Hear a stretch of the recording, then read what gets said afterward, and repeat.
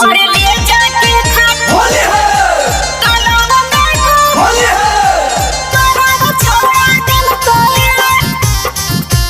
Music by PM Bihari.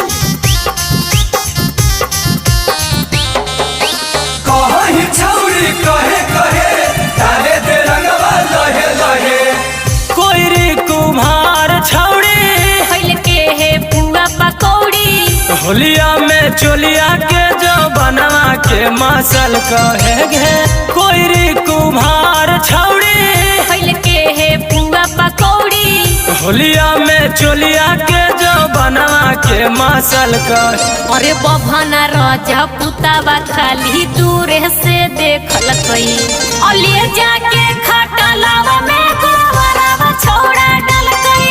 अरे लिए जाके खटलावा में गोबरवा छोड़ा डल गई। फगुआ में सैया लेके पीछा करिया सलाम करई है सखी हमारो बाला मुआ ऊपर छुके नीचे प्रणाम करई है सखी हमारो बाला मुआ ऊपर छुके नीचे प्रणाम करई है सखी हमारो बाला मुआ। और लिए जाके खटलावा में गोबरवा छोड़ा डल गई। गोबरवा छोड़ा डल गई।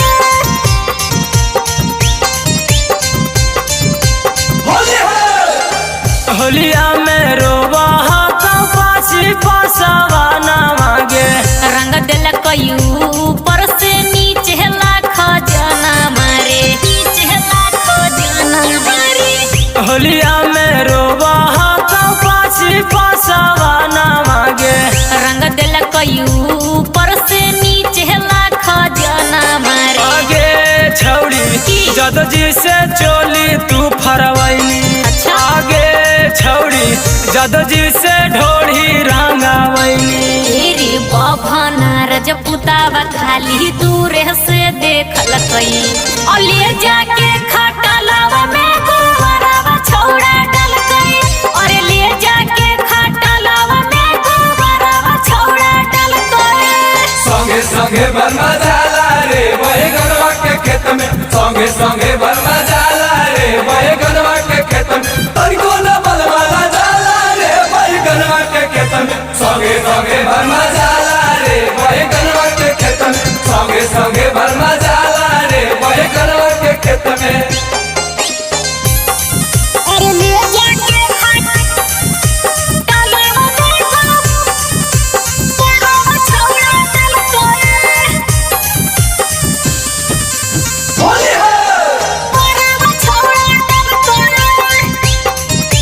Recording by Magahiya music Manpur block Gaya.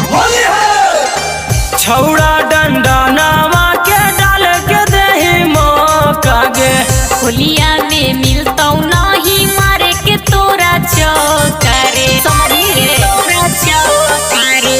छौड़ा डंडा नावा के डाल के देही मौका गे होलिया में मिलतौ नहीं मारे के तोरा चौकारे। आगे छौड़ी फगुआ में करी देतौ फिनिश। आगे छौड़ी इंजन में डाली देतौ गिरीश। और बभना रजपुतावा खाली दूर से देखल कई अलिए जाके खटलावा में